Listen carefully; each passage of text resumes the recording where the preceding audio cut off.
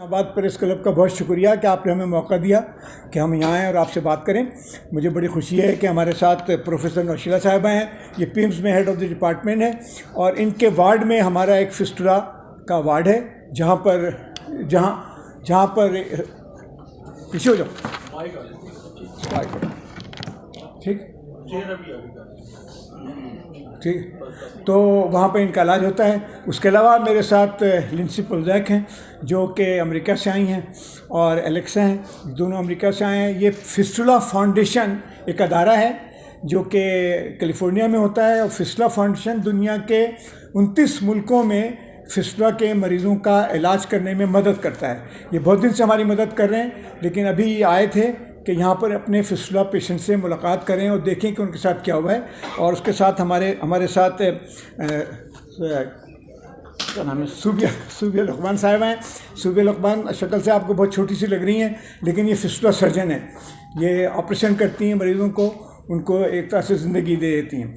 हम इसलिए हाजिर हुए हैं कि आप लोगों को बताएं कि फिस्टुला जो है एक ऐसी बीमारी है जो कि किसी भी महज़्ज़ब मुल्क में लड़कियों को नहीं होना चाहिए।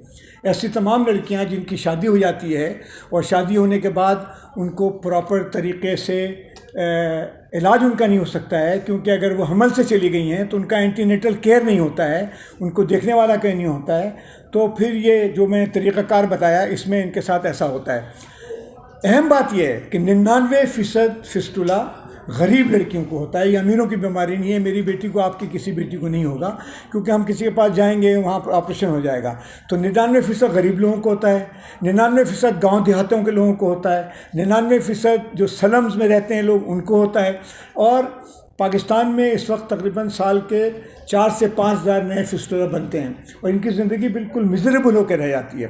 ये नहीं होना चाहिए, किसी भी महज़्ज़ब मुल्क में ये नहीं होता है। सिर्फ उन्हीं मुल्कों में होता है जहाँ पर के ऐसे हालात हैं जैसे हमारे हालात हैं। गुर्बत बढ़ती जा रही है और दौलत की नाजायज़ तक़सीम है, गरीब को कोई पूछने वाला नहीं है, तो वहाँ पर ये होता है। अब इसकी ज़िम्मेदारी किसकी है? हम लोगों ने सिंध गवर्नमेंट पर मुकदमा किया कि ये जो फिस्टुला होता है इसका इलाज हुकूमत की ज़िम्मेदारी है। मुनीब साहब उस वक्त हाई कोर्ट के जज थे।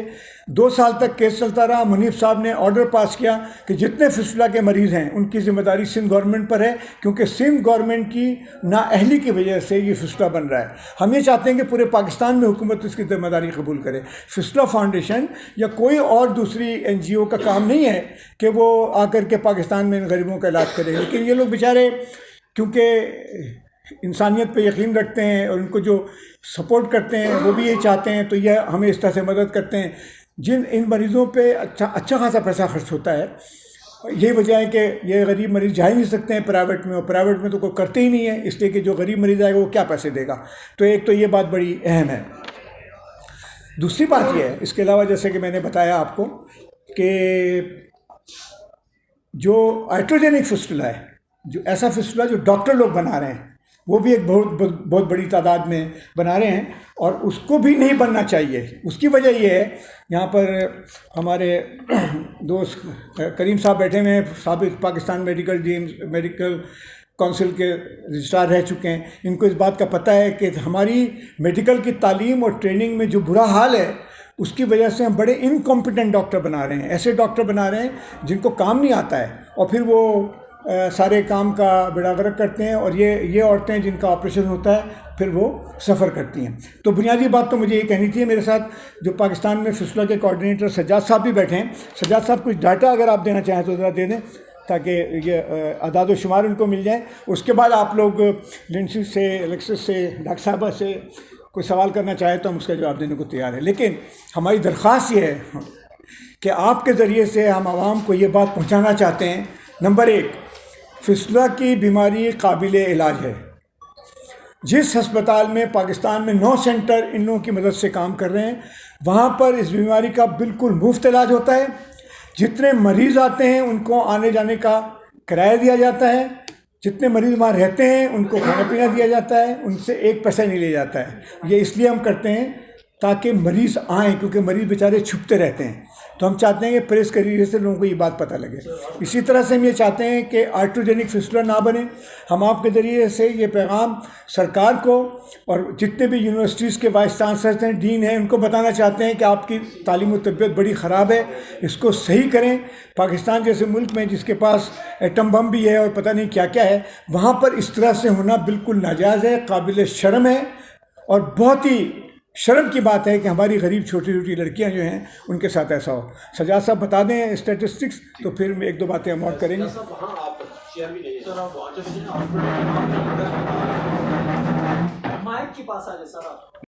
سب کا اور ڈاکٹر شیشا آپ کا بھی.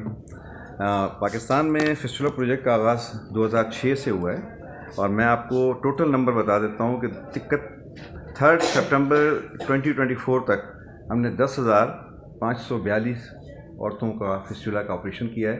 اور اچھی بات یہ ہے کہ اس میں 98% عورتیں مکمل طور پر صحت یاب ہو کر ڈرائی ہو کر اپنے گھر چلی گئی. ان کی شادی بھی ہو گئی، ان میں سے بہت سے لوگوں کی بچیوں کی شادی دوبارہ ہو گئی ہے. اور کراچی میں جو ہمارا مین سینٹر ہے، جو سینٹر آف ایکسیلنس بھی ہے، اور جہاں ہم ٹریننگ بھی دیتے ہیں فسٹولا کی پریونشن پہ بھی اور فسٹولا کی ٹریٹمنٹ پہ بھی ڈاکٹروں کو، اس میں ہمارے اس عرصے میں 2,936 مریض ٹھیک ہوئے ہیں. اب یہ تعداد جو ہے، جتنا پریولنس ریٹ ہے فسٹولا کا پاکستان میں، وہ 4 سے 5 ہزار ہر سال بنتے ہیں، اور یہ ہم نے گزشتہ 19-20 سالوں میں ٹریٹ کیے ہیں. تو آپ اندازہ کریں کہ کتنی ایسی خواتین ہیں جب اب تک ہم تک نہیں پہنچ پائی ہیں، ان کو فسٹولا ہے. جس مریض سے آج ہم مل کے آ رہے ہیں، شیشے بتا رہے ہیں، اس کو بھی 8 سال سے فسٹولا رہا. کل ہم جس پیشنٹ سے ایک عورت سے ملے ہیں، وہ 38 سال سے فسٹولا کے مرض کا شکار رہی. اس سے پہلے کراچی مرض عورتیں جو آتی ہیں 22 سال کے ساتھ آتی ہیں، ان کو پتہ ہی نہیں ہوتا کہ قابل علاج ہے، پہلی بات. دوسری بات ہے کہ ان کو پتہ ہو بھی تو وہ ٹریول نہیں کر سکتی ہیں اکیلے جب تک خاندان گھر سے اجازت نہ ملے. ان کے پاس پیسے نہیں ہوتے ہیں. ہم ان کو آنے جانے کا کرایہ بھی دیتے ہیں اور ان کو ٹریٹ بھی کرتے ہیں. تو یہ اس سلسلے میں ہم نے بیک گراؤنڈ بتا دیا ہے. بہتر یہ ہوگا کہ آپ لوگ پوچھیں تو ہم بتائیں کہ میں بتاتا ہوں. ایک بات اور کرنا چاہتا ہوں. ہاں، ایک بات کرنا چاہتا ہوں. میں آپ کو صرف اس پیشنٹ کے بارے میں بتا رہے ہیں، بہت مختصر تھا. کون سی جگہ تھی وہ؟ کھنہ پور میں ہم گئے تھے. چھوٹا سا ایک سلم کا علاقہ تھا. وہاں پر اس لڑکی کی شادی 15 سال پہلے اس لڑکی کی شادی ہوئی. پہلی پریگننسی ہوئی، بچہ ہوا، اور اس کو RVF بن گیا، یعنی اس کا پخانہ مستقل بہنے لگ گیا. شوہر نے اس کو فوراً طلاق دے دی. ایک بیٹا پیدا ہوا تھا، اس کو لے کے چلا گیا شوہر. 14 سال تک یہ عورت کا پخانہ بہتا رہا. گھر والے سمجھتے رہے اس کو کوئی پیٹ کی بیماری ہے، لیکن اس کو فسٹولا بنا ہوا تھا. اس کو پتہ چلا ڈاکٹر صاحب کے ہسپتال میں ایک سینٹر ہے جہاں پر اس کا مفت علاج ہوتا ہے. وہاں وہ آئی، انہوں نے اس کا آپریشن کیا، وہ بالکل صحیح ہو گئی. ہم آج اس کے گھر گئے تھے کیونکہ یہ چاہتے تھے کہ ایسے کسی مریض سے ملے جن کا علاج ہوا ہے. تو وہ بالکل صحیح ہو گئی. اس کی دوسری شادی ہو گئی ہے، شوہر اس کا خوشاب میں ہے. تو ہمیں بڑی خوشی بھی ہوئی کہ اس عورت کا چہرہ دیکھ کر کے یہ سب رونے لگ گئے کہ وہ اتنی خوش تھی. آپ سوچیں کہ 13 سال تک جس لڑکی کا مستقل پخانہ بہہ رہا ہے، اس کا کیا سلوک ہو سکتا ہے. تو ہمارے مریض سارے ایسے ہی ہوتے ہیں. میں ابھی سہیل صاحب کو بتا رہا تھا کہ پشاور میں ایک عورت کو آپریٹ کیا میں نے. آپریٹ کر کے میں کراچی واپس چلا گیا. وہاں سے ڈاکٹر روبی کا فون آیا کہ وہ ہم ڈسچارج کر رہے ہیں 15 دن کے بعد، وہ آپ سے بات کرنا چاہتی ہے. اس نے مجھے بولا ڈاکٹر صاحب 41 سال کے بعد میں نماز پڑھوں گی، 41 سال کے بعد میرا پیشاب بند ہوا ہے. تو اس طرح کے مریض ہمارے ہوتے ہیں. میں اس سے زیادہ نہیں بولنا چاہتا ہوں. میں چاہتا ہوں کہ آپ مجھ سے یا ان سے یا پروفیسر صاحبہ سے کوئی سوال کرنا چاہیں تو میں حاضر ہوں. جی ہاں ڈاکٹر صاحب، یہ بتا دیجیے گا کہ اس میں جو ایک چیز تو آپ نے بتائی کہ کم عمری کی شادی، ٹھیک ہے، اس سے ہٹ کے بھی کوئی ایلیمنٹس نہیں. آبسٹیکل فسٹولا جو ہے بنیادی طور پر آبسٹیکل بچے کے پھنس جانے کے بعد بنیادی طور پر زیادہ تر لڑکیوں میں کم عمری کی شادی یا بڑی عمر میں ایسی جب ہوتا ہے نا 4تھا 5واں بچہ ہوتا ہے نا تو اس کا وزن بڑھتا جاتا ہے. تو اگر کوئی ڈائبٹک عورت ہے تو اس کا بچہ بڑا ہوگا، اس کو ہو سکتا ہے. لیکن بنیادی طور پر کم عمری کی شادی میں یہ بچوں کو ہوتا ہے. ڈاکٹر صاحب، کراچی کے جو آپ کے ہاسپٹل کام کر رہے ہیں ان کا ایڈریس، ان کے نمبر آپ دے دیں عوام کو. اور دوسرا جو میڈم ادھر کر رہے ہیں کام، جہاں جہاں پہ آپ کے سینٹر کام کر رہے ہیں، تاکہ عوام کے لیے سہولت ہو، وہ قریب وہاں آپ سے رابطہ کر سکیں. بالکل ہم دیتے ہیں. اطہر بیٹھی ہیں یہاں پر. اطہر ہماری کوآرڈینیٹر ہیں، گزشتہ کئی سالوں سے 15-16 سالوں سے ہمارے ساتھ کام کر رہی ہیں. تو سارے سینٹر کے نام بھی ہم آپ کو دے دیں گے اور آنے جانے کا ایڈریس بھی دے دیں گے، فون نمبر بھی دے دیں گے. اس پہ ہم سے بات کر سکتے ہیں، کانٹیکٹ کر سکتے ہیں، ہم ان کو بلا سکتے ہیں. اچھا ڈاکٹر صاحب یہ جو ڈیزیز بتا رہے ہیں آپ, نام تو مجھے اس کا نہیں آ رہا. فسٹولا. جی, اس کی علامات میں ایک تو یہ پتہ چلا کہ یورین لیکیج ہے اور اس طرح سے, اگر اس کے علاوہ کیا پتہ چلتا ہے کہ جس کو یہ ڈیزیز ہوگی؟ اس کا ایک ہی ہے, پیشنٹ بیٹھی ہوئی پیشاب بہ رہا ہے, اس کے پاس سے بدبو آ رہا ہے. میرے پاس ایک پیشنٹ آئی رحیم یار خان سے, وہ نکلی اپنے گھر سے, ہمارے پاس ہسپتال میں آنے میں 6 جگہ اس کو بس کے ڈرائیور نے گاڑی سے اتار دیا کیونکہ اس کے پاس سے بدبو آ رہی تھی. تو اس کی علامت کوئی نہیں ہے, یہ بیمار نہیں ہوتے یہ لوگ, لیکن اس کی وجہ سے دبلے پتلے جاتے ہیں, دنیا سے بیزار ہو جاتے ہیں, ڈپریس رہتے ہیں. ان کو یہ پتہ ہوتا ہے کہ یہ کوئی ان کے ساتھ کوئی انہوں نے کوئی گناہ کر دیا ہے جس کی سزا ملی ہے. تو اس کی علامات بس یہی کہ پیشاب بہ رہا ہے. اچھا, اس بیماری سے اس کی جو خاتون ہے اس کے افیکٹس سامنے آ گئے, بچے پہ بھی کچھ ہو رہا ہوتا ہے؟ کس کو؟ بچہ پیدا ہوتا ہے. نہیں, عام طور پر بچہ بھی مر جاتا ہے. بہت کم ایسی لڑکیاں ہوتی ہیں, جیسے اس کی بچی کی کہانی سنا رہا ہوں میں. اس کا بچہ پیدا ہو گیا اور اس کے بعد اس کو یہ شروع ہو گیا معاملہ, تو شوہر نے بولا بھائی ایسی عورت کے ساتھ میرا گزارا نہیں ہو سکتا ہے جس کا پیشاب پخانہ بہ رہا ہے. تو وہ بچہ اس نے طلاق دے دی, بچے کو لے کے چلا گیا. یہ لوگ امریکن لوگ ہیں, ان کو اس بات کا یقین ہی نہیں آ رہا تھا کہ بچوں کو کیسے لے کے جا سکتا ہے. سہیل صاحب مجھ سے کہہ رہے تھے کہ اس کو کورٹ میں جانا چاہیے تھا. تو مصیبت ہے کہ غریب عورتیں ہوتی ہیں بیچاری, کہاں جائیں, ان کو تو پتہ ہی نہیں ہوتا ہے کہ ان کے کوئی رائٹ بھی ہیں. تو یہ تو بنیادی طور پر ہمارے اسپتالوں کی ذمہ داری ہے کہ ایسے لوگوں کو, جیسے جسٹس منیب نے ہمارے فیور میں فیصلہ کیا اور حکومت کو پابند کیا کہ وہ کرے, لیکن حکومت تو قانون کو تو مانتی نہیں, آپ کو پتہ ہی ہے, نہ ہائی کورٹ کو نہ کسی کو, تو اس پہ عمل درآمد نہیں ہو سکا کوئی, لیکن فیصلہ محفوظ ہے یہ. اچھا, اس میں جو اس بیماری میں مبتلا ہوتی ہے خاتون یا بچی, اس کا کیا ابھی تک بقول آپ کے کہ پاکستان میں اس کا علاج ممکن ہے؟ 100% ہے. کیا اس 100% میں کوئی ایسا مائنس پوائنٹ ہے کہ جو لا علاج ہوئی ہو؟ نہیں.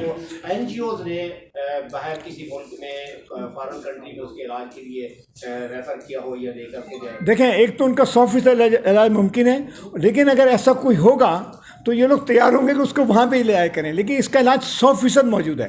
ہم یہ جو سرجن صاحبہ بیٹھی ہیں, اس طرح کے بہت سے سرجن ہیں جو سارا کام کرتے ہیں, بالکل 100% علاج اس کا ممکن ہے. اور جو پہلا دوسرا میں نے بتایا آرٹروجینک فسٹولا جو ڈاکٹر لوگ بناتے ہیں, اس کا بھی علاج موجود ہے, لیکن مریض کو پتہ ہونا چاہیے کہ کہاں علاج ہو رہا ہے. ڈاکٹر صاحب, یہ جو فسٹولا ہے, فسٹولر سائیکل بھی ڈسٹرب ہو جاتے ہیں, ریگولر ہو جاتے ہیں, اس کے ساتھ کوریلیٹ ہے, کیا ہے؟ نہیں, اس سے کوئی ریلیشن نہیں ہے, وہ اپنا چلتا رہتا ہے. لیکن اب دیکھیں نا, جس لڑکی کا میرے پاس تصویریں ہیں, آپ دیکھیں گے کہ لڑکی بیٹھی ہے, پورا خاندان ادھر بیٹھا ہوا ہے, وہ بیچاری کونے میں بیٹھی رو رہی ہے, پیشاب اس کا بہ رہا ہے. بہت ہی آپ امیجن نہیں کر سکتے, آپ لوگ سب پڑھے لکھے لوگ ہیں, آپ لوگ امیجن نہیں کر سکتے اس کے ساتھ کیا ہو رہا ہوتا ہے. جی سر. جی. Ms. Lindsay, after visiting Pakistan and meeting people, patients, are you hopeful for betterment in future? Do you think any betterment in future? Thank you for the question. Yes, I think the short answer is yes, because we are working together with the Pakistan National Forum on Women's Health and their partners. We know PIMS Islamabad. We've also had the opportunity to go to ISRA University Hospital and of course Coecoth Hospital in Karachi. And we've been very impressed by the quality of services provided at these institutions. And we know that there are many surgeons and health providers working tirelessly to ensure that all women in Pakistan who are suffering from obstetric fistula get the quality care that they need. So that makes us hopeful. Thank you. Thank you, sir. Main causes. Research here in South Asia. So you did not mention the main causes, internal infection, or you did not mention. Can you please explain about these causes of this fistula? Because yeah, I'll let the doctors describe that. Yes. Thank you. Actually, apart from the early marriages, the non-availability of the basic obstetrical care is the main cause. Until unless we are not able to provide a skilled care to all pregnant women, this disease cannot be prevented. So this is the main action government have to take. Provide skilled birth attendant, not doctors, midwives, skilled birth attendant, nurses, LHVs can treat, can prevent fistula.